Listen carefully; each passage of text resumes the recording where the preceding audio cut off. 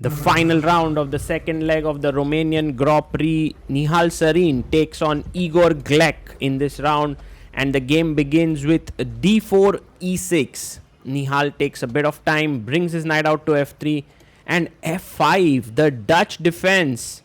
I've always found it a bit weird that Nihal puts his knights in a way that they are facing backwards, if you look at it, and he does that all the time.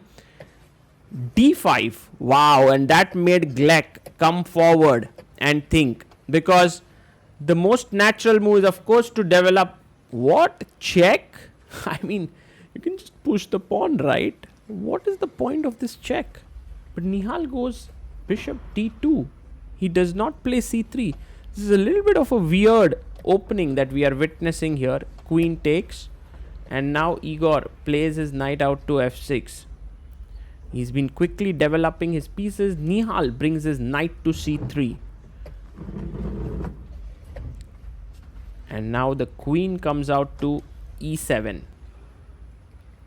So black wants to castle at some point, but Nihal takes on e6. Pawn takes on e6. And plays his pawn to e4. Very interesting pawn sacrifice, guys. Very interesting move by Nihal.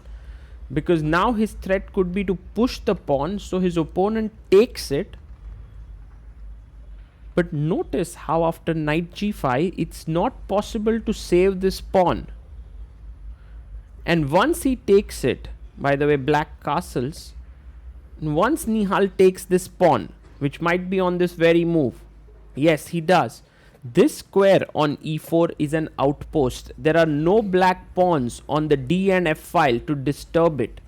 So very, very interesting strategy here by Nihal Sarin with this move e4 that he played. And now the bishop is developed to d3. So a very nice positional edge for white. The knight is well placed, and the pawn on e5 is an isolated pawn. Now the bishop is opened up here. Nihal goes long castle. Glek has 5 minutes on the clock. Nihal has 12. King goes to h8. How does Nihal continue? Well, he takes on f6. Now you could take on g, takes f6, sort of making these pawns come together, but the king is a bit weakened, and f4 might be a very strong idea there. So that's the reason why he takes with the queen. But now knight will jump, the other knight will jump to e4. First, Nihal just plays his pawn to f3. He's very calm and cool about this. He can even slowly build up on the e-pawn. Glek plays his bishop to f5. He's trading pieces, and Nihal is happy to trade. Queen takes f5. And now knight comes to e4. A very, very strong square on e4. And also later the queen can enter on d7. So rook goes to d8. And queen moves into g5. Wow. Nihal is ready to trade even further. But Glek says, I don't want to trade. He goes queen f7 and attacks the pawn on a2. So Nihal calmly plays his pawn to b3. h6, kicking the queen off. And Nihal brings his queen back to e3, eyeing this pawn on a7 just in case the knight moves. So pawn moved to b6, and now the rook comes to e1. Just notice how Nihal is playing very calm positional chess. a5, and plays his pawn to a4, stopping any counterplay on the queen side. And now the rook jumps into d4. That's a nice move by Igor Glek. He puts his rook on a good square. Nihal plays his rook to d2. But I guess black is going to double. Yes. And will white double as well? Nihal also doubles. Right now he has 4 minutes. Glek has 1 minute 50 seconds. King comes to g8. The pressure is mounting. It feels like everything's balanced for the time being. Queen f4 played. Again a good move there. And Nihal decides to decline the trade. Takes on d2. Rook takes d2. Rook takes d2. And now takes with the knight. And of course you can't take here because the c6 knight is hanging. So queen d4 played, offering a trade of queens. Nihal brings his knight to e4, and the king moves into f7. So we have reached an endgame which is equal. Now king goes to c1. He could have given a check on g1, but they've traded queens. And let's look at this knight endgame. King d2 comes in.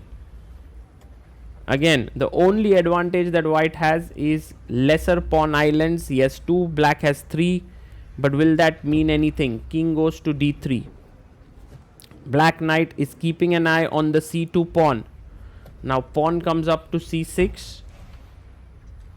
And Nihal plays his knight to e4. The knight jumps back to f5. And he is angling at this square on h4 to attack these pawns.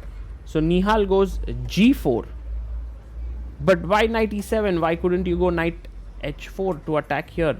But he goes h4. Now Nihal slowly gaining space. Knight comes to d5. He pushes pawn to h5. Nihal down to 16 seconds. Glek has 49 seconds. King comes down. Now this is where Nihal really picks up pace, because he's good at making quick moves. King d3. Oh, he's okay with the draw. Glek is okay with the draw. He offers it to Nihal. Nihal declines. He goes knight g3 because he wants to win this tournament. This is the final round. If he doesn't win, he doesn't tie for the top spot. King d5. Maybe not the best move, because now c4 check could come in. Knight comes to e4. King goes back and pawn to c4. So Nihal making some progress here. And black is a bit passive. Knight goes to c8. This is not a good move, because c5 is a good move there, and he plays it. Excellent move there. c5 by Nihal. King goes to d5 and he takes. Knight takes. And knight to g3. Notice how the g7 pawn is now a weakness. a5 pawn is a weakness. This is just brilliant, magical play by Nihal. Knight to d7. Knight jumps to e4. Well, he could have played knight to f5, but maybe he was not very happy with the check. So he goes knight e4, c5, knight d2 played. Knight goes to b8. Now this is maybe the final error. Knight to c4. The knight comes in. Check to the king. King has to move back, and now the white king will move in. He goes king c4. Good move. Knight jumps in. Takes the pawn. Black can take on f3 or b3. Takes on b3. But after king b5, the a5 pawn is much weaker than the other pawns there. Knight takes f3. And the rook pawns are the worst enemies of the knight. So the a pawn is just pushing forward. You can see how Nihal has managed to outplay his experienced opponent. Glek now left with no chance but to resign. He resigns the game. Nihal Sarin shows some good endgame skills there under time pressure to outwit his much experienced opponent.